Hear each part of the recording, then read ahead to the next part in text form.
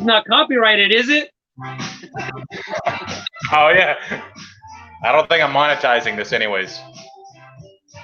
Oh, you can control that? Yeah. So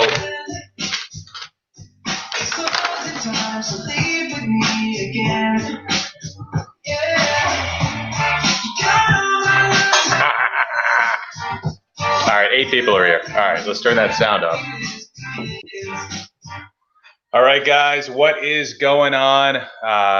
Abel in Vegas, Ghostface, etc. This is a new application we're using. Hopefully it works well for you guys. It's pretty intuitive from our perspective. So try to be patient with us. We can see the comments in the interface. We don't need 2 devices. Hopefully you can see us both at the same time. I think that's the way it works. So of course, your host, Filmington, live from West Wilmington. It is 8 o'clock at night here. Got a lot of kind of glare coming off the bottles here. It's dark outside. Can't do much about that. With me, I have the infamous Pepino Man. What's up, guys? Cesario from the Barrio coming at you from Pomona, California. We're just going to have a good talk, man. I still don't see any comments, so I don't know if we can see the comments. I can't, so we're just going to have a chat, man. Yeah, I can see the comments. Maybe it's because I'm logged in through a PC. I don't know. It just has a private chat for me. Yeah. All right, I see a lot of comments flowing. All right. Yeah, you don't give a shit. Who cares about these guys anyways? Yeah. Like, it's better. You just have to tell me if anybody's asking me anything, like if they want to see my, stuff. So Pepino Man and I had so much fun last time when we did this. Well, at least I did. Maybe I shouldn't speak for him, but 3-4 months ago we did this before the National. We did it as a way to promote the what do we call the Little Dick debauchery? It was a party we were hosting one of the nights in the National, so we wanted to get it out there, and we ended up talking about an enormous array of subjects, many of which weren't appropriate for replay. So I think I ended up uploading the video, got a ton of downvotes, and I was like, maybe I shouldn't have said these things. But so we're going to try to cool it a little bit, but at the same time, this is unfiltered. So expect a lot of the same is what you know of the two of us and what we usually share, especially this guy, Caesar. So I guess first of all, my hands, now I know why. I don't know if you guys have noticed, maybe you guys have felt bad, but Pepino Man has the worst fingernails. Clearly doesn't get manicures, pedicures, and I always thought, like, does he not shower? Hey, what's going on, Rodney boys? But I'm telling you, I was outside for 2.5 hours today, like raking, like soil, taking out rocks, putting down grass seed, putting fertilizer over it. I have to activate my sprinklers before I do that. I got to put like some crap on the top of it so like birds don't eat the grass seed. So I mean, I have a full appreciation for what you do. I don't even know. I mean, you work in different climates, so I don't even know if you handle real grass seed. What do you do? Yeah, man. Oh, it's pretty complicated. I know it sounds easy. I mean, what to do and everything we need to do, that's easy. Like you can learn that from a book. But managing, finding ways to do it around practices and unscheduled events, and I mean that's the hard part. That's the tricky part. But I've always been a pretty efficient guy. So I can handle that part of the business. But yeah, man, it's a lot of things involved, man. A lot of aerating, a lot of verticutting, detaching, and stuff like that. It's not just, hey, we're out there and just water the thing, But like we're gonna overseed our football field, our soccer field next week, the football field in 2 weeks, and then the baseball field after that with ryegrass, which makes those beautiful stripes in the winter. But it's a slippery grass. That stuff gets wet, and it's a slippery grass. That's where you see people dive and they just on that ryegrass, man. That's awesome. That's cool, man. Hey, what you just said about like you got to know, off the cuff, on the fly, things go wrong. You kind of have to know how to address it with your experience. That reminded me of Breaking Bad, where like the assistant to Gus was like, I know how to cook this stuff, and he like does the first 10 steps right, and then like Walt and Jesse are like, shit, he knows our formula. And then Walt's like, wait a second, like what if this happens? He's like naming all these fake scientific terms, and then the guy ends up getting his throat cut. So Yeah, that's what always happens. You see that a lot because say we water the dirt, we water the grass like so many times and under certain conditions. So it always changes with the weather, especially. The weather dictates what I'm gonna do half the time. Uh, so you could come one day when it's freaking hot and you'll see me throwing 20 gallons of water. You know what I mean? But you don't throw 20 gallons of water every day. It depends on the condition, And somebody that lives in Boston, you throw 20 gallons of water on, a little patch, you're gonna drown it. You know what I mean? But over yeah, here in California, we have sandy soil, a lot of it evaporates, so it's a lot of things are involved in the formula, and the chemistry of it. Like yeah, I definitely thought when I first started going to school, to be a groundskeeper, I really thought it was going to be a breeze. Then we got soil science, and then like you get all these mathematical equations, and you don't know about the micronutrients, supernutrients, like dirt, like I remember learning grass, like, oh, there's over 1,000 species of grass, and I was like, what? I know, I just thought there was one grass. My first class I took, I didn't know there was all these grasses. It's been a journey, man, but it's been a fun one. Real fun one. I love my job. nice. That's good to hear, man. All right, I think we're already starting to lose viewership, so let's turn this back to baseball. So the Dodgers, man. Dodgers are the clear National League favorite right now. You must be super excited. I know with me, October baseball, there's nothing that beats it. March Madness is fun and like playoff football is great, but there's something about October baseball that just makes October one of my favorite months of the year. Like, I don't care if the Red Sox, they effed up this year. They don't deserve to be in it. Good. Like, there's more deserving teams in there. The Twins should be exciting to watch. This time, they're not going to have to play that one game against the Yankees and lose. You got the Braves are exciting. Astros right now are like plus 240, I saw, which means like Vegas thinks they have a greater than 25% chance to win it all. Not giving a lot of respect to the Yankees, so they're coming in as like the underdogs, even though they are coming in winning 300 or hitting 300 home runs and winning, over 100 games, probably for the second or third year in a row. So I guess, what do you think about the Dodgers' chances of winning it all? Um, I mean, just to be totally honest, I'm not like say I'm confident we're gonna win it all. Woo! I'm not celebrating already. I'm worried about getting past the first round, but you got that's baseball, man. You got to worry about every round. But I'm really hoping that we go to the World Series and win it. I'm really hoping we do, but would I bet the house on it? Nah. You know what I mean? I'm not that confident we're gonna take it, but I really wish we would. Just getting back to the first question in groundskeeping, that's kind of one of the paths I took because if you love baseball, I played baseball my whole life, little league, high school. Even when I was an adult, I played in independent leagues. I played in the Mexican league, which is not a good experience when you at all. And I've always wanted a World Series ring. And if the Dodgers win the World Series, I get the opportunity to buy an employee World Series ring. And that's like my dream's coming true. Not exactly the way one plans it, but the ultimate dream was to get a World Series ring, and this is my chance. So do I want them to win it? Hell yeah, of course.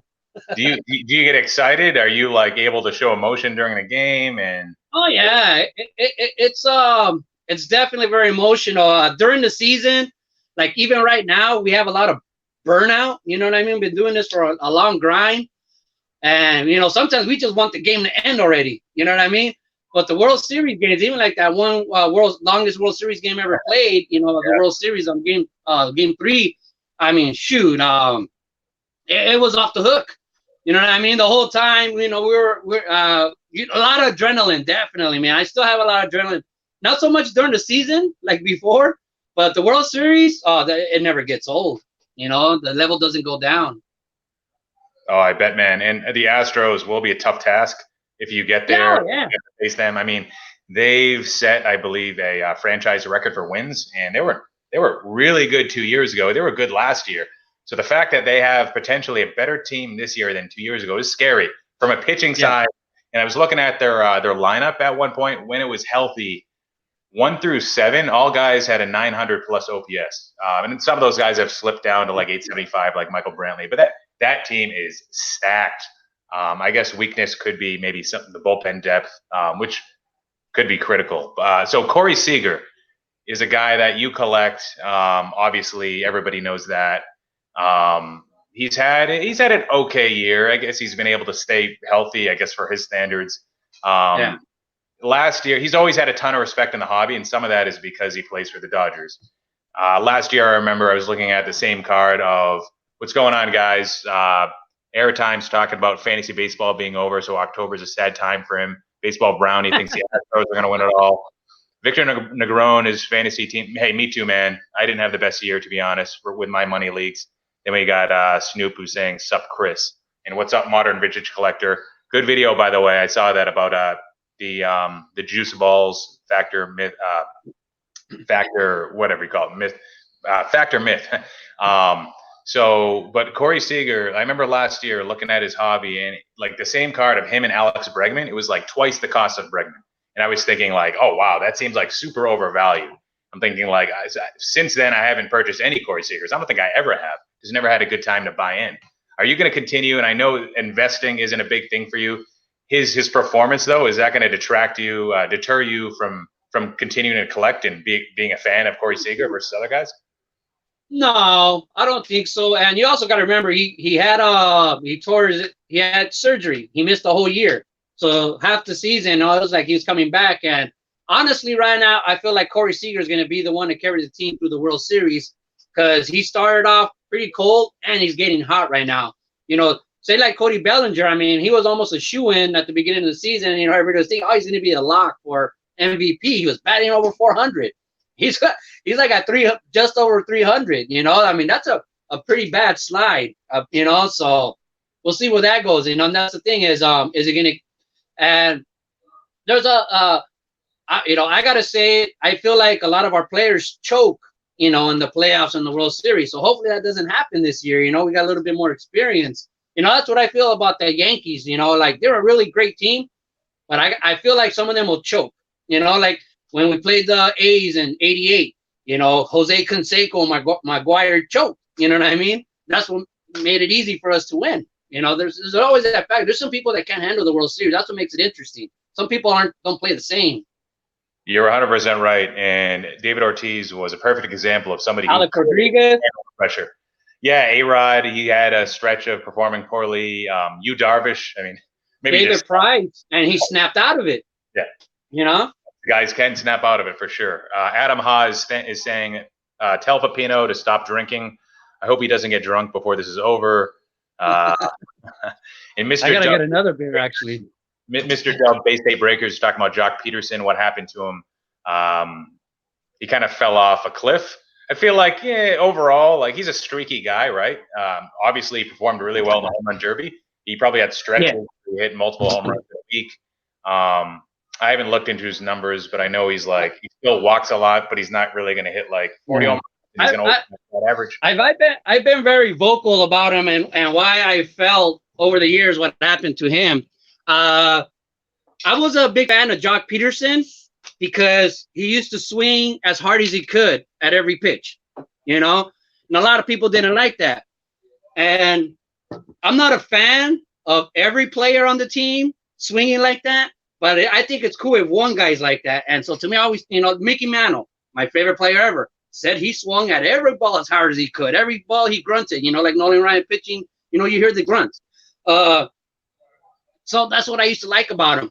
And then he went like in a little slump. And at the time, Mark McGwire was our hitting coach, and he changed his batting stance and his approach. And after that, he fell to shit, you know, for a while. And now, like the new coach we got this year, he kind of worked with everybody's swing is different. You know, when before it was more of a robot, like they wanted everybody to swing exactly the same. And now, like they kind of work. It's a whole different tactic that they're using. And so I think he's back to his old swing, and he's having success like he used to. Because he was very successful, like in the minor leagues and as a rookie. And then his numbers went down, and I felt that was right after they changed his swing. Because he's even kind of bad like Darryl Strawberry, you know, who was my favorite player in the 80s. It was like, Jock was like part Darryl Strawberry, part Mickey Mantle, a robot dream come true for me, you know, a hybrid.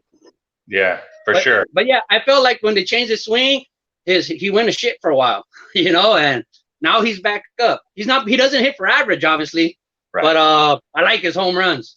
And he probably Did you see lost. that home run? Did you see that home run he hit where he thought it was a pop up, and he threw the bat all pit and it went over? That's the opposite of Puig. He starts to pimp it, and then that was probably his favorite, one of his favorite teammates. Probably one of the few guys that bonded with Puig. I don't know if it was fake or not, but they used to always do like the hoo, hoo, hoo, hoo, like maybe the major league references. So next subject. So you've been busting a lot of wax this year. A lot of new stuff. I know it's important for you to complete sets of tops from year to year. Guessing you're doing the same thing this year.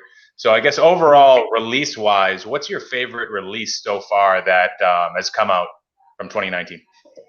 So far my favorite, and I'm gonna get just by what I've pulled out, would be that Topps Fire that I opened, I think, yesterday or 2 days ago. I bought that one box, and it came with the Peter Alonso auto, Benintendi relic, and I really like the product. I always like Fire. It's one of my favorites.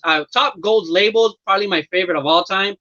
But this year, I just gotta say, for me, the funnest I had opening so far was that Topps Fire. But I mean, I do love Topps Chrome, the Bowman Platinum. You know, it's hard for me to say which one's the best because at the time it comes out, like, oh, this is my new favorite, you know, and then 2 weeks later, another product comes out, like, oh, this is my favorite. And so most recently, I opened up Fire, so that's my favorite right now. Yeah, you know? Topps is very good at keeping us occupied with new releases. There's very few, hiatuses throughout the course of the season or the off season where there's really not much coming out. Usually every 2 weeks there's something new, sometimes more frequently than that. I know from my perspective, I think about it from the resale value perspective, from just overall value and the checklist, what rookies are in there, who's undervalued right now that I think could potentially break out. So I think 2019 Bowman Chrome is probably an example of one of the more, or probably the most overhyped products this year. Not talking about Bowman Chrome here. Started out at $140. What's going on, Jay McGillicuddy? Stope Sports, what's up? Canadian Cards. What's up, guys? 2019 Bowman Chrome started out at about $140 a box. I think you could pre-order it from Blowout at around $145, $150, and it's already dropped to $120. My hobby LCS has been selling it for $99 to $109. They still have some boxes, and I saw the checklist not being so great. You never know with Bowman Chrome. It's a prospective product. Got to wait a few years till the guys pan out. But just knowing what we know about these prospects now, you almost have to bank on all of them making it in order to make the product worthwhile. In addition to that, the autograph subjects are very picture oriented. So at first I'm like, maybe I'll wait till this drops to around 100 before I buy it. But now I'm like, nah, maybe after reading something on Blowout forums, I'm like, I gotta wait till it drops to 80, because $100 still means $8 a pack, and I'm talking about for the explosion box. Because the top three autographs, first Bowman autographs in that product, hitters Aurelvis Marte, Freudis Nova, I believe, and somebody else, they're short printed. So the autographs themselves are short printed more than the other autographs, which if you're opening up an entire case, everybody's getting hosed. And you've seen this through all the people that have broken the products, group breaks, single breaks. I'm part of a Bowman Chrome Facebook group, and everybody's getting smoked on Bowman Chrome. So I'd say that's the most, for me, from my perspective, that's the one that I'm going to avoid for a very long time, again, until it drops to insanely low numbers that 2018 Bowman Chrome didn't drop to price-wise. 2019 Top Series 2 should be an interesting one, I think. It's one that a lot of people are sleeping on, came out several months ago. Pete Alonso, you have Vlad Guerrero. They said it was short printed, but people are still pulling 3 to 4 per hobby case. So it's not as short printed as the bat down Acuna had a Series 2 last year. And then, of course, Eloy Jimenez and then Fernando Tatis. Topps updates coming out in about a month, but it's not going to have Yordan Alvarez. That's what most people think. It looks like Yordan Alvarez is going to debut 2020 Topps Series 1. He made his major league debut this year after May. And last year, if you look at all the rookies that made it into update, those guys made their debuts in May and earlier. So Juan Soto, Mike Soroka, Willie Dames, etc. So Yordan Alvarez is going to miss it. That means Bo Bichette's going to miss it. That means you're really looking at Nick Senzel, Keston Hiura, a handful of other guys that it doesn't make the product worthwhile at the current price points. 110 to pre-order a box of that, but I'll probably have to buy it anyways for the explosion box. It always ends up being a decent value, but right now I am trying to pick up as much 2019 Topps Series 2 as I can. If Topps Update does have a vertical version of Tatis, maybe it's not a rookie debut, and maybe they have the the non-short printed Vlad. It could be compelling eventually, but Vlad's got to do something before that happens. So enough on that subject. Wait up, let me just point out, like right there, just to point it out, like I think we're on different sides of the spectrum. And see, like you say, one of the, like say the Bowman, that's one of my least favorite products because it's so hard to complete the sets because it has so many inserts, so many short prints, so many this and that, number cards and letter cards. And so that's what makes it one of my least favorites. So say like the Topps Fire, which has a smaller checklist and it's easier to complete. Like I could complete the set for $100, in retail packs. But Bowman's like, it seems impossible. I tried to complete that. I don't think I've ever completed the last few sets of Bowman because it's just too many. Yeah, no, I agree 100%, or I can sympathize for you at least. So Ray from Philly, Ray from Philly's in here. Just wanted to bring up something. Cardi C, what's going on? 8 come up at egg. What's up? So Ray from Philly and Mike Baseball Collector were talking yesterday on Mike's channel, Shoot the Shit live stream, about their projections for some award winners. We're not going to spend a whole lot of time there because that's been done. But for the record, I just wanted to put out there who I think is going to win MVP. So somebody write this down. So I'm going to go 1 through 5. So AL, it's going to be Mike Trout. Number 2 will be Alex Bregman. Number 3, Marcus Semien. Number 4, 4 and 5, I don't know. I think it's going to be Mookie Betts and Xander Bogaerts in any order. I think DJ LeMahieu is going to miss the boat. With the NL, we're looking at Bellinger. He's going to win. Number 2 will be Yelich. I think it might actually be a little bit closer in the AL than NL, by the way. Number 3 and 4 is tough between Ketel Marte and Anthony Rendon. So that's a tough one. Kind of depends on what they do in the next couple of days. Maybe they've already played today. I don't know. But and then number 5, I'm thinking Arenado. I'm thinking Acuna misses it. I have a strong feeling that Freddie Freeman's going to miss it. And I'm looking at just a few different geek stats. I'm not looking at counting stats. That's why Rafael Devers and his 90 extra base hits, I don't have in my top 5. I think he's been a great player. It's just a shame that it's not what I think, it's how the voters vote. And if you look at the last few years, it doesn't have much to do with team anymore. Doesn't matter if teams going to the playoffs. Never mattered with Cy Young, really. But with MVP, Joey Votto and Stanton finished 1-2 one year, Marlins Reds. So I think it's changed over the last 4 or 5 years, and it's changed also over the last 9 or 10 years in favor of geek stats, sabermetric stats, runs created, WAR. And I think eventually it's going to affect Hall of Fame votes too. So milestones with counting stats might not be that important anymore. It might be seen as like an arbitrary thing. So like Harold Baines, maybe one of the reasons why he went in is because, he's so close to 3,000 hits. But if you looked at geek stats, if he was evaluated like the players are today on the basic year over year, at that. Alex Bregman's already had like a better career than him. It's insane. Yeah. So enough for that. DeGrom, top 5. Is this even his best season? I don't know if he can finish top 5 in the MVP. Yeah. I'm going Trout and Bellinger. And the reason I think Bellinger and those guys, I think you can't say it's because your team goes to the playoffs, because Trout's nowhere near going to the playoffs if he wins, right? Obviously. The idea is that being on a playoff contending team would give you some sort of edge. But there's been examples over the last few years. 2016, Betts had a great year.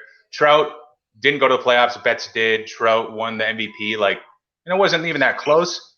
And Trout did win the geek stat battle too. Betts did have him topped in, I think, 3 out of the 4 major categories: home runs, RBIs, average, and steals. But yeah, it's a different world we live in now. But I mean, Mantle would have probably won instead of 3 MVPs in his career, he probably would have won 10 if they were voting based on geek stats. So it's unfortunate because Trout might end up winning 6. This will be his third. Let me tell you, so this cyber matrix and the shift has affected my life, my work. before, let's say before all the cybermetrics and shifting started, every time I would resod, when the areas started getting wear from the players, position areas, shortstop, second baseman, front of the mound, front of home plate, little certain areas, I would always use about 400 square feet of sod. Okay, it took 400 square feet of sod to repair about 4 months worth of damage. Now with the shift, because before the shortstop used to start at in the same place, I only had to fix a little square. Now they start and tear up the grass all over the place, and it's gone up to like 1,200 square feet. It's like tripled, triple the damage of what baseball used to do 3 years ago, or like 5 years ago. But yeah, it's even affected my life. Like, I hate the shift because I want the players to stay in the same place. And they're like, oh, now they're fucking up the grass over here. Oh, now they're messing up the grass over here. The shift has like big time spread the damage out. I played soccer in high school, and the football players called us lawn fairies. All those guys do is just ruin the field. That's what they said about us. So the next subject, we're going to talk about the National for a little bit. Last time we went live was before the National, and I know there's been tons of videos by you, me, and others about how the experience was. We won't have to go too deep into that, but I mean, regrets for the National. For me, I booked my plane ticket and my reservations back in like February, March, where I didn't really know much of the community. I didn't have anybody's cell phone number yet. Now I've got like 12 of them. I wasn't friends with anybody on Facebook except for maybe Bowman 1951, who I met in January. And I just, I figured 2 days for myself I can do. Usually an extroverted type person. I'm independent. I can do this. But I mean, like, I needed to be there more than 2 days, man. So my regret is definitely that was a mistake, man, and you did that right. Is there anything that I know you wish that it lasted longer than it did. You probably wish it lasted like 3 weeks because you were having so much fun. Like, anything you feel bad about that you change or? Yeah, I wish I had less fun, honestly. And the way I'm meaning that is because I don't think I spent enough one-on-one time with anybody in particular. I spend most of my time just talking to people, here and there, moving around the whole time. I don't think I spent one-on-one time with anybody, and that's what I guess was probably not a regret. It is kind of regret, but I feel like in the future that's gonna happen. Like, this year was just like popping my cherry, and now I've made my introduction with everybody. Like, we were at the parties. I kept moving from table to table to table. There was people that stood at the table with the same person. And I feel like, oh man, they must have made some good connections, good stories between them. But me, I kept going table to table. I kept shifting around. Hopefully, if I go next year or, whenever I go again, hopefully I get to spend more one-on-one time now. The introductions are over. Now, hopefully I get to spend some one-on-one time with some of my favorites, or anybody, man. Card collect. I just like talking about cards, Right. Now, Scotty Tradition approached me afterwards, and he was like, after the show had ended, I wish I had a chance to talk to you more. And I'm like, well, we saw each other a few times, but I think you're right. Like, there's so many people, and the overload, you have this overstimulus of baseball cards. You're just like, it's difficult to get into deep conversations. Like Stove Sports, another one. Like, we maybe had the deepest conversation out of anybody else I talked to, and it was probably like 5 minutes long. And Rated Rookie, we got a chance to talk, but it was only like to and from the hotel because we were staying at the same hotel. And like Baseball Collector, I sold him a card, but I didn't really talk to him. Jackify, I talked to outside for 5 minutes. Snoop, I had a chance to talk to him because we were walking around looking for cards and stuff. But you're right. I mean, there were so many relationships that could have been built further than they actually did. But because of the limited time, the cards, and the amount of people, the chaos, people are trying to post videos and sleep at some point. So I guess so we planned that party at Lowe's, and ended up being a success, man, by my standards. Way past my expectations. I mean, I had no idea what the hotel even looked like till like that morning, and I'm scoping it out, and I'm like, oh, I guess it can fit us. And we get there, and like as the party's supposed to start, like there's the bar area has like tons of guests that are just like sitting down there. We're in like the formal like dining area, and we're like, oh shit, is this gonna work? But I mean, I'm telling you, I've never been to the National before, but I've heard that the biggest turnout of YouTubers by far was this year. So I think it made sense to have some sort of scheduled event on more than one night. maybe even 3 nights would have been better. But I know Blue Jacket and Baseball Collector did a great job with the first night at Hyatt. That was great. Thursday. We had a slightly different take at it, more about the drinking, probably less about the free cards and surprise packs and expensive vintage cards. And but yeah, I mean, I had a great time. I was looking at a picture, like 39 people were in it or something. That was just at one And there's time. a lot of people that weren't in that picture because they were in the bathroom. They were outside smoking cigarettes. A lot of people were kind of mad. Like, how come nobody told me you were taking a picture? Yeah. I was like, dude, I went around telling everybody in the bar. I didn't think to go to the bathroom or go outside, Yeah, so for next year, I know we haven't really discussed it much, and AC is a far way away from you across the country, 3,000 miles. Are you trying to go next year? I want to go. Am I trying? Am I physically trying right now? No. But do I want to go? Yeah. I want to go. Yeah. Big time. Let me tell you, like, for me, the greatest thing about that I took home from the National, and it might sound cheesy, but it was watching everybody, because everybody there, I've seen their smiles. I've heard their laugh. Not to, like, say, just to give an example, people like B. Roth, a lot of people, sorry if I offend you, B. Roth, just trying to say, there's a lot of people who are serious in their videos, you know what I mean? And you just think they're like that all the time. And then when you get there, they're like Jericho, man. When I seen him smiling, I was like, I've never seen you smile, or laugh. I heard him laugh. B. Roth, B. Roth has a great sense of humor, but we don't see that in his videos. You know what I mean? It's like I got to see the real person, and everybody there was awesome. You know what I mean? I don't think there was a single dick there. You know what I mean? Almost trying to say that honestly, as far as the community goes. Yeah, I agree 100%. Everybody was great. Everybody was exactly how I expected for the most part. And everybody was super positive, and it was a great environment, but I don't need to talk about that because everybody already has, and they probably articulated better than I could. So yeah, for next year, same thing with me. Unless some sort of life situation happens that I can't predict, I plan on being there next year. And if I am, I'd like to, help coordinate throwing some sort of event again, some party. I know somebody brought up trade night.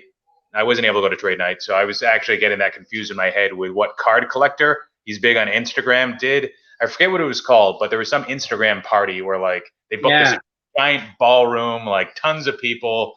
The YouTube community there's no way it'll grow exponentially to that extent by next year. So I don't think we'll need to actually formally rent out a space and do something like that, but I'd like to definitely do something similar to what we did before at a decent hotel that's walking distance to the facility. So yeah, I thought it was a success. I mean, I still remember when we first got there and we were eating, and there was like, we just had one little table. We're like, damn, where's everybody at? And then, man, that party grew. I mean, it was big. It was awesome. Everybody breaking cards, everybody showing up what they had just purchased. Some insane cards, man. I mean, I touched the 52 Mano there. I mean, a great one. It was badass. Yeah, he probably would have let you lick it too. All right, so. Oh, I wanted to. I wanted to slide it on my butt crack like a credit card. Like, yes. So you brought up B-Rot 6 not too long ago. Actually, I will be joining him pretty soon. There's a regional show, the largest one in the New England area, in November, the first week in November. It's called the Shriner Show. It's in actually my hometown, Massachusetts. And me, Bowman 51, he's going to be there. My friend Amit, who's a big trout collector. A lot of people probably know or have seen his collection on Instagram. And my friend Jose, rookie collectors on YouTube, just started making videos. So I'm excited to meet up with those guys and hang out. Are you heading to any shows or looking forward to any sort of new hobby shops opening in your area? Or no, right here in my area, there's too many. I haven't heard of any shows happening near here. But I still get excited when I go to every LCS. Like when I went to an LCS, I wanted to go to there's a Hall of Fame baseball cards in Arcadia, which I really like to buy from every chance I get. And I wanted to buy my cards there before I went camping. But I forgot what happened, and I couldn't make it. I didn't have enough time to go all the way to Arcadia. So I went to an LCS down the street, which is mainly they sell mainly like Yu-Gi-Oh and Magic, and they have all these these nerd tournaments, man, which is pretty cool. Every time I go there, it's like a bunch of kids playing Magic. But when I went there, I bought a bunch of hobby packs, of Bowman Chrome, of Donruss, and this and that, and I spent like over $150.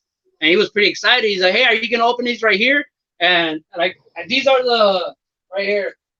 He gave me a bunch of supplies. He was like, "Here, you can have all these supplies for when you get your hits right now." And I was like, and he gave them to me, and I was like, "Oh, I'm not gonna open them here." He's like, "Oh, well, go ahead and take them anyways," But he was all excited. He thought I was gonna open them in the store, give him some publicity. I was like, "Oh, I'm buying these to go camping, man. Sorry." Nice. That was pretty exciting. But I have a lot of places to go. I don't rely on shows. There is no car shows around here. The LCS business never really died. I mean, it slowed down. When I was a kid, there was a way more LCSs everywhere. But now that I have a car, there's an abundance that I can reach in a half hour or so. I have plenty. Speaking of LCSs, I have a funny story. So there's actually a couple that just opened up. And one of them that just opened up, I don't know whether to be mad at him or to feel bad for him. 2019 Topps Heritage High Number, it came out 3-4 days after it was released. I called him asking him, "Hey, what's going on? Just inquiring about any availability. Do you have any hobby boxes of 2019 Topps Heritage High Number, and what's the price basically?" And he said, "It's not out yet." And I'm like, "Wait, what? What did you say?" And he's like, "It's not out yet. Have you seen it anywhere?" And I said, "eBay, other hobby shops." I was like, "It's all right. I'll just go to my local show tomorrow and pick it up." And he's like, "Oh, you're going to Woburn?" I'm like, "Yeah, all right. See you later. Bye." And then I called him again for Heritage Minor League this past week. "Hey, what's going on?" The second day after it gets released. "Hey, 2019 Topps Heritage Minor League. Do you have any boxes?" You know what? Somebody came in yesterday and asked if I had any. You know what? I should probably look into it. And I'm like, "All right, see you later, man." It's like, if you don't have the connections, you're not taking advantage of your connections as a shop owner. Topps will give you they'll allow you to buy off distributors for like wholesale value, and you're not like taking advantage of major releases. Like, yeah, I should have just asked him about Bowman Chrome. It's kind of like when you like shake the baby, like, stop it. Like with him, you want to be like, "What's wrong with you?" Yeah, there's a lot of LCSs. I hate saying LCS. There's a lot of card shops, that been here for a long time. And I remember when they were just only strictly baseball cards or sports cards. And I think the ones who didn't take advantage of, bringing out the new product in time and doing breaks or whatever, they've had to rely on adding Magic cards and Yu-Gi-Oh and all this other stuff, And so say like Hall of Fame cards, they're still pretty much sports cards, but they do breaks. That's a lot of their success. Is like you have to keep up with the times, And some people don't. They're old school, And I don't blame them. Hey, but you're gonna die like that way, Yeah. You're 100% right. You got to evolve. So Mike Baseball Collector. I don't want to spend too much time on it, but he posted a video not too long ago, a week or two ago, about how he was positioned with a question from somebody else, like, who should I invest in? And the person was specifically referring to the crop of young players that have come out the last 1 to 3 years: Cody Bellinger, Alex Bregman, Juan Soto, Vlad Guerrero, and basically asked Mike, who should I invest in? And Mike told him, and this is the point of the video, like, well, I wouldn't invest in any of those guys. And I just wanted to say, like, I posted a comment to that video, and I have talked to Mike Baseball Collector since then.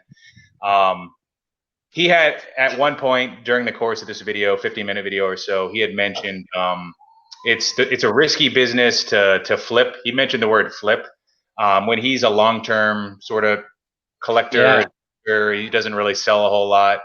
And I think he didn't mean to say it, and he kind of oversimplified the difference between vintage and modern, and the types of risks inherent to each.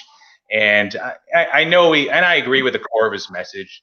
I mean, vintage is usually the way to go. It's a safe way to not lose your money, that's for sure.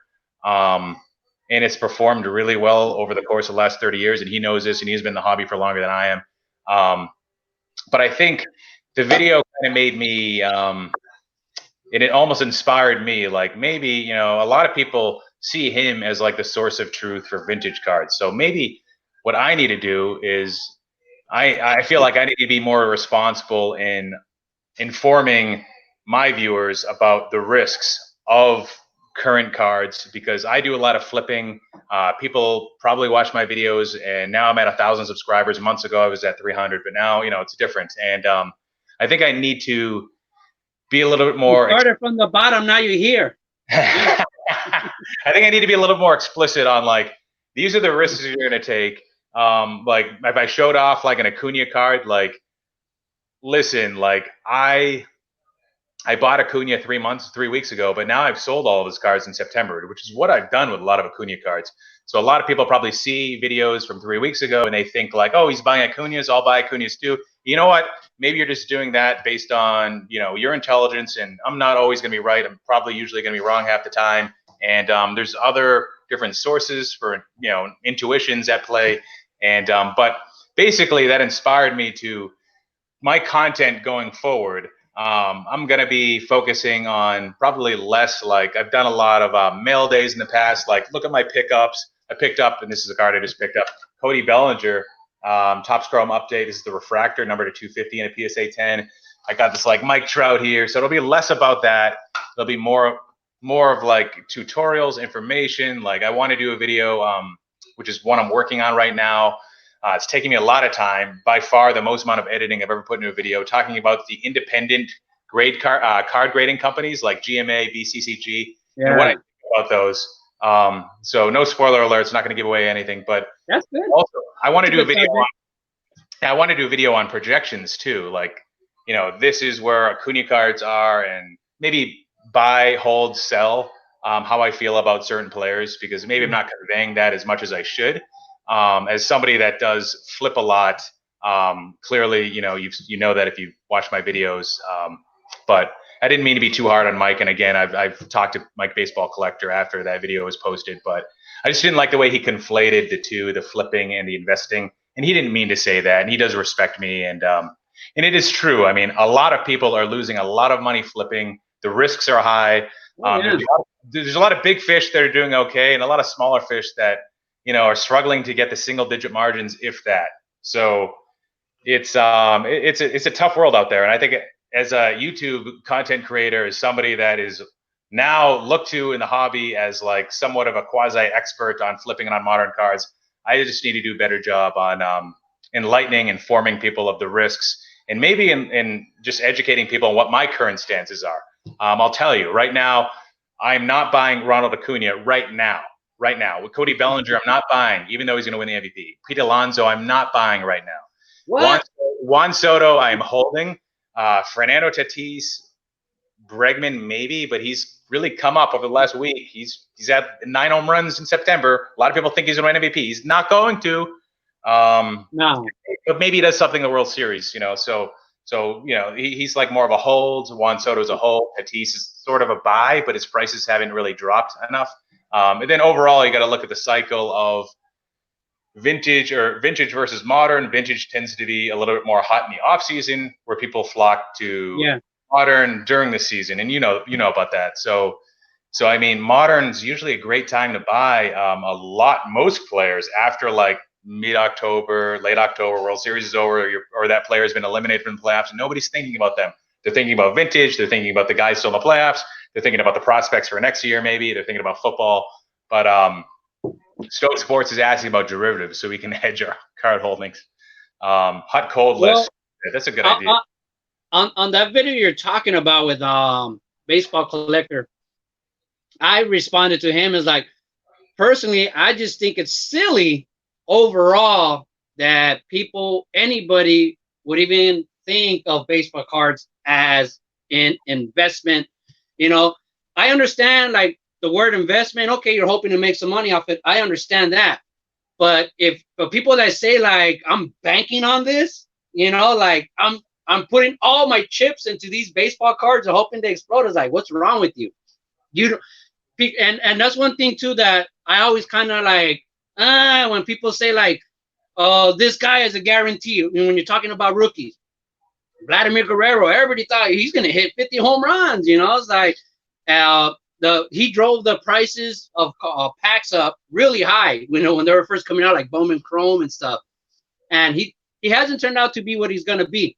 But you also got to think about injuries. You know what I mean? Like, so when people say like, oh, this guy is gonna be a Hall of Famer for sure, it's like, you don't know that. You can't guarantee that. I hate when people say that this guy's a guaranteed Hall of Famer if he keeps playing. Like, that's the whole thing. If he keeps playing, you just never know what happens. Anybody who was alive in the 80s, collected in the 80s and 90s, you all know about Greg Jeffries. Like Greg Jeffries to us was the very first, like Acuna and Vladimir Guerrero Jr. to us. Like he was the first time people started banking on a prospect. Like, I mean, his card was worth probably like $5. You know what I mean? But that was really, really high for a rookie. Like, so I grew up in an era where I didn't care about rookies. You know what I mean? Rookie card was nothing to me. I mean, of a current player who's a rookie at the time. So to me, it just doesn't make sense to me. But I understand people's thinking, and I understand the gamble. So I'm not stupid either. I mean, I recently just acquired 2 Pete Alonso rookie cards. All right. I'm not gonna say I'm a huge Alonso fan, but there's no way I'm selling them either. I'm keeping them. I'm not stupid. I know how the hobby works. But I'm not planning on calling those investments or anything like that. But I have no beef with people. If you do, then that's what you do. But that's my opinion on the whole thing. And investing in I guess investing in vintage is safe. You know what I mean? Because normally they don't go down. They might appraise higher, just a little bit though. You know what I mean? Right. If you get a Vladimir Guerrero Jr. right now, and in 10 years he's got Hall of Fame numbers, that increase is probably going to be a lot higher than what a normal 58 Mickey Mantle will increase in the next 10 years. That Vladimir Guerrero Jr. definitely is going to beat out that Mickey Mantle, definitely. But it's a risk, carnal. You know what I mean? It's a risk. Everybody's got a different risk tolerance. Everybody has a different willingness to take risk, which it could be very different than your actual capacity. She blinded me with refractors at that made me think like, he just said, because you can't read a Pepino, he tends to be more in line with my thinking on modern, but he totally gets the other side. He's a risk taker by nature. And that's what drives me to modern. Because vintage to me is boring. I appreciate the history of the cards. A lot of these players were iconic. I get what they've done to the sport. I love the history of it, but they're done. Baseball. I like taking risks. I like profit-taking opportunities. I like just speculating, gambling on a guy. That's part of the reason why I started collecting cards again in 2014. Because fantasy baseball. Let me ask you one thing right now. Okay, do you think that the modern players right now are going to easily eclipse the records of the players from the 50s and 60s? Easily eclipse. So that could mean different things. But I think that the young crop of talent today over the last 3 years is unprecedented. I think I think it's unparalleled to anything that's happened prior. But do I think they're going to be markedly better than players that play in the 90s? I mean, that's difficult because you got the steroid era type thing. But 80s, 70s, like no. And you could even compare a guy like Juan Soto or Pete Alonso to Albert Pujols. Like, Pete Alonso has a hell of a lot more rookie cards in circulation versus Pujols. Yeah. A hell of a lot more different products that features rookie card too.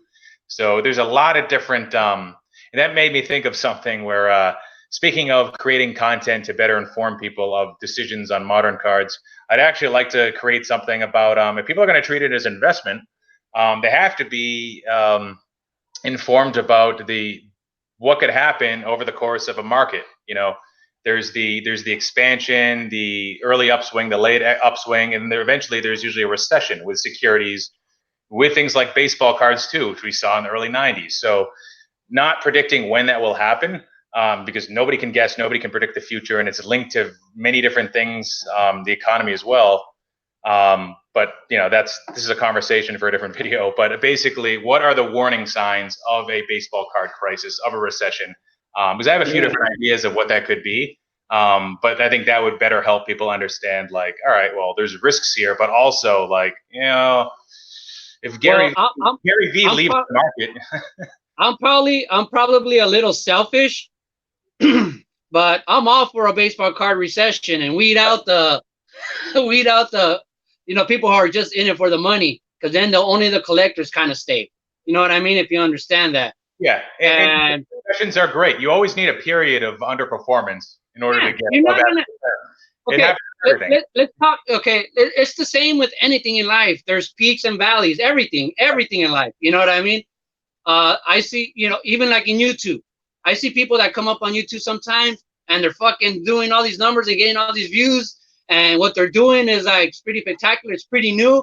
And then I'm thinking, like, this is not sustainable. You know what I mean? This is not sustainable. And then 2 months later, like, their channels is down and they're like, it's like, it was just too good. It's like, I understood it was brand new. When there's something new, everybody flocks to it. You know what I mean? But yeah, I see, there's peaks and valleys and everything. The same thing with card community. You know what I mean? And the baseball card, like right now, we're peaking again because we're getting a lot of investors coming in and a lot of cards are selling for a lot of damn money, but how sustainable is that? Because in the end, it's still only cardboard, so eventually it gets to a point where people start saying, hey, this is ridiculous. You know what I mean? These prices are ridiculous. And then the hobby goes down. And that's those are my peaks. When the hobby is down, those are my peaks because I can afford cards that I couldn't afford when it was peaking. You know what I mean? But when you're an investor, your best times, if you're selling, is when it's peaking. So there's people have different stuff invested in the hobby, and you need all these other people. You need these cycles. It keeps going forever. The hobby's not gonna die, but it's not gonna keep growing. There's no such thing as a profit line that goes like this forever. You know what I mean? It'll go like this. Yeah, one example, you're talking about like the momentum that's unsustainable. There's been an influx of breakers and people that want to partake in group breaks. And that's what's driving the cost of wax, the availability of wax in a lot of cases. And that type of, a lot of people have an addiction to breaking. And that type of addiction, is that as sticky as somebody like you? Like your attraction to cards, you collect because you want to own the cards forever. Those types of breakers, like a lot of them, once it starts to go sideways, they're going to come right out of it and they're going to spend their money in other places. And a lot of them, should be saving money and they're not. That's a separate story. So if the economy ever was to go sideways as a whole, then there's two different things that could happen. Baseball cards could be considered a luxury good, and luxury items would fall faster than the regular pace of the economy, or people could perceive baseball cards as an alternative currency and like gold, and put their money in baseball cards and deem it more safe than the dollar if it's depreciating. But we don't have to talk about that. We've been talking about this whole well, let me just say my thing about breaks. I'm not into breaks that much. I don't join them that much. I like to join breaks when people need to fill a spot. You know what I mean? Like, okay, you need one more spot. Okay, I'll buy it. But the reason I'm personally not into breaks is because I'm a set collector. I want the whole set. And I hate when everybody gives me the Dodgers and then I get a stack of, 20 Justin Turners, 20 Kike Hernandez, and 50 Muncies. You know what I mean? That's not my thing. You know what I mean? I'm trying to collect the whole set, not just one team. So that's why personally, for me, breaks aren't for me. But if breaks are for you, man, all power to you. Yeah, they're certainly not for me. I've done one because I was chasing Wander Franco, but I could see how they would be addictive. All right, so next subject, let's talk about and we're doing a live stream, so we're hypocrites here. But we talked about this a little bit on a one-off conversation. We talked about how the quality of content over the last few months, in my view, it's gone down. And I don't just go to my homepage and look at like what's recommended. I click on subscriptions and see everybody that I'm subscribed to and what their subscriptions are. There's a ton of live streams that are posted, like auctions, and Mike Oda's auctions. They're great, but like many of these don't have great replay value. They could be group breaks. I don't know. I just see like since the spring, maybe it's because I'm just subscribed to more people that have subscribed to me that just aren't creating their standards for content just aren't as on the same level as the ones before. But I've seen just like it's just hard to find like a good video to watch. Like it's almost like I have like 1 out of 10. I'm like, all right, this one might be decent, and it ends up sometimes being decent. What do you think about this? Yeah, it's changed. You know what I mean? And so to me, with change, you almost like what your generation, like me, I'm a junk wax. I collect in the junk wax era. So I'm not into hits because there were no hits back then. I'm not into autographs. There were no autographs back then. So to me, I'm an old prude. You know, it's like, hey, back in the 80s, this is what we had. We didn't have no hits. We didn't chase cards, you know. So it's kind of the same thing right now. You know, for me, I forgot what I was talking about. And Bing Scott says, "Oh Lord, here we go with quality content." Hey, and I know you said something earlier about do we have to do all tutorials? That no, I'm still going to be doing break videos. I've always had and as should most people, always have a lot of diversification across what they produce and contribute. And I'm a big believer in that. I'm still going to do show videos. I'm still going to do videos where I'm preparing for selling and also buying at shows. But yeah. But see, like right now, I heard you say that we're hypocrites. I guess somebody said we're hypocrites. Like right now, I'm being a hypocrite because I feel like one of the reasons for the quality of videos being down is the lack of views going down. Views are down, you know, big time. And I think that has a lot to do with the quality of videos being down. Like it's almost not worth it to do a good video, or put your time into it and edit or whatever other people do, you know, to get 90 views, 100 views, you know what I mean? Or 60 views, whatever people are getting. Because there's so much live going on right now. You know what I mean? We're live. So all the people that we have watching us right now for an hour, they're not getting, that's an hour of videos less that they're going to watch on YouTube. You know what I mean? And that's just to me what it is. So a lot of people see this as a negative. Now views are down, the quality is down. It's like, you know, it's just going in a different direction right now. Live is the thing. You know what I mean? Sure. And like I said, I'm an old prude of YouTube now too. It's like, I wish there was less live and more quality content. You know what I mean? But like I heard in another conversation in a thread I was in, people talking about like people are selling more stuff now live on YouTube and Facebook because eBay is taxing people, you know? Yeah, Bink Scott has a good point. Views are down because of more YouTubers creating content. So aggregate watch time is probably the same or greater, but they're just distributed across a greater group of people. So that's a very good point too. I didn't even think of that. Like for instance, rookie card explosion boxes. Every month there's like another 5 that are just starting to create videos and that I see, which is great. It's awesome to share that. Yeah. Speaking of the explosion box, so next topic. So volume 10, that's coming out. If you've seen my gave a little surprise today on Facebook and Twitter. Alex Bregman, he's going to be a potential rookie card to chase. So 2016 Bowman will be featured. That's a tough product to find. And at the value I got it at, way better return than 2019 Bowman Chrome, I thought. So that's going to be, so Tuesday, October 1st, subscriptions will be available again on the website. I am expanding again to 144. I lost probably 5 or 6 subscribers. So there might be about 30 to 35 subscriptions available. So if you're watching this, whether you're watching it tomorrow, whatever. Did somebody pull a 1 of 1 from one of your boxes? Yeah, 1 of 1 second year Mike. What? Second year Mike Trout. Top Mike update. Trout? He already got an offer of $4,000. So. Wow. And some people that he's talking to are telling him it's worth like 5 times that. I'm like, listen, what I would do is I would take a reasonable offer as soon as you can. And people are telling him you should grade it. It's a 1 of 1 though. I mean, so it's not going to become any more rare if you get it in a high grade, but it would be nice to get in a high grade. But if it doesn't look like a 9.5, no matter what it grades, it's going to be a pop 1. Exactly. Right? Exactly. PSA 7 pop 1. So this is the first time I'm saying this informal announcement, not really an announcement, but just a warning of what may happen, things to come. rookie card explosion box. The price of wax is going up.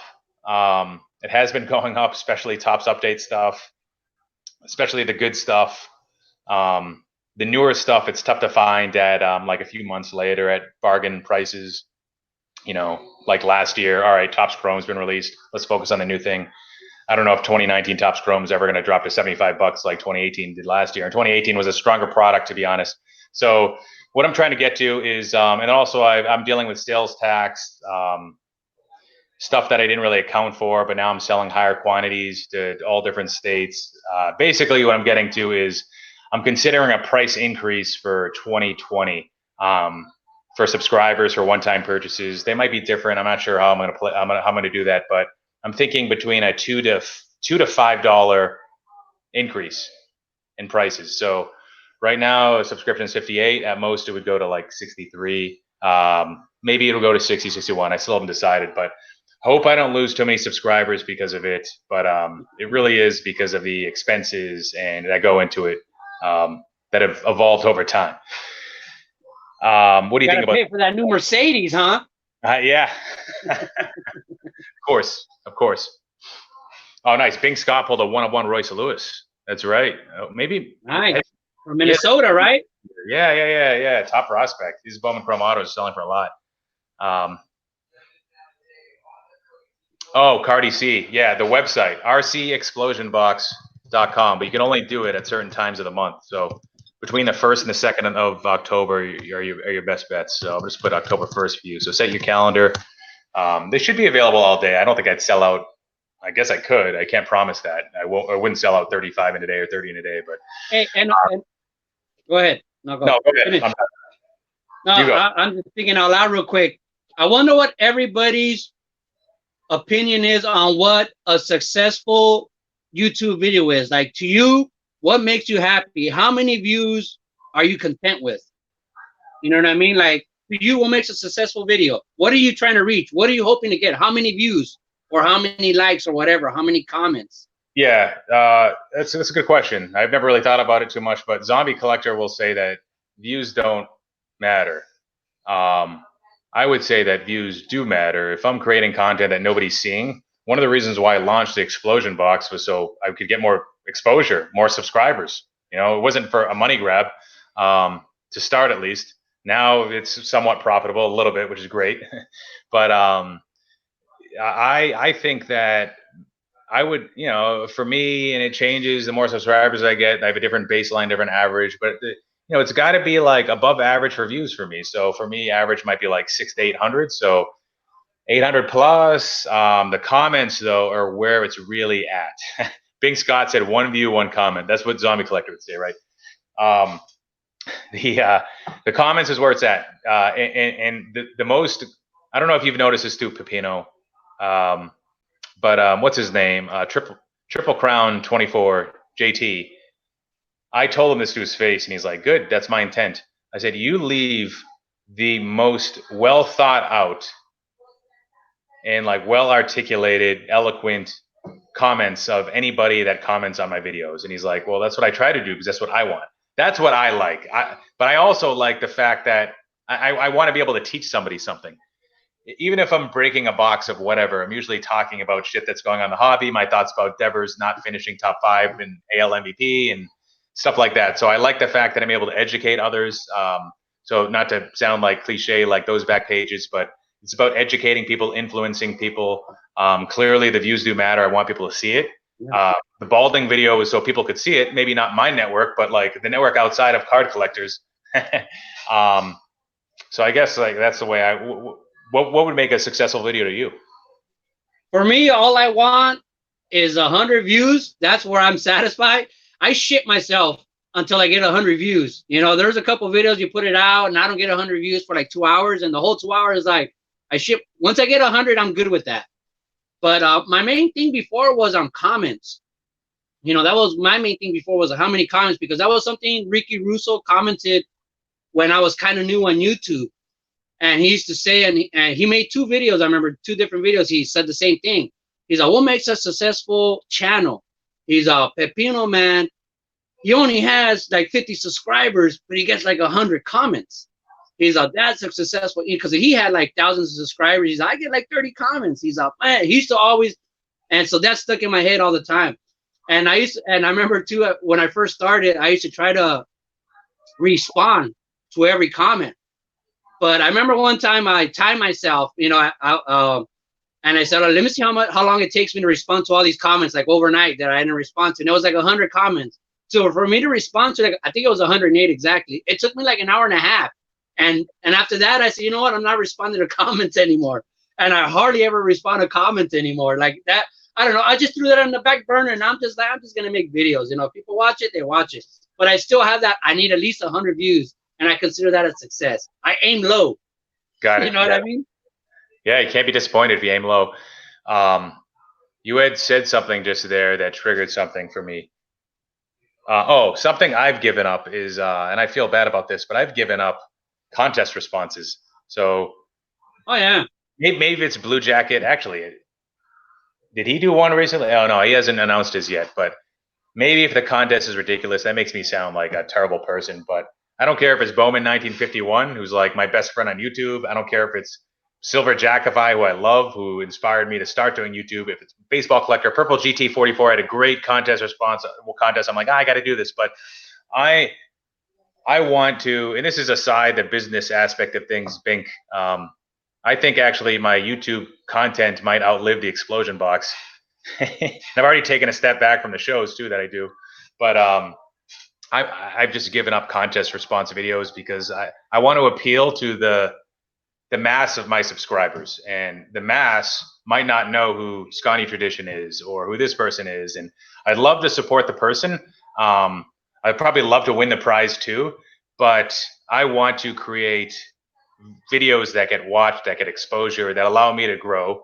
I know none of us are going to get rich from doing YouTube. I just recently got monetized, and I made $12 my first month. So nobody's getting rich from YouTube. People like Up North Collectors, we don't have to talk about Jab's family here because he's an exception, but Up North Collectors has been doing a great job expanding their channel, and now good for them. You know what? They're making some money back to pay for their cards that they're buying. But I mean, nobody is making a living from doing this as their first or even second job outside of Jab's family. That's just my standpoint. There's a ceiling to the hobby. It's a niche thing. Yeah. So the last. Yep, sorry.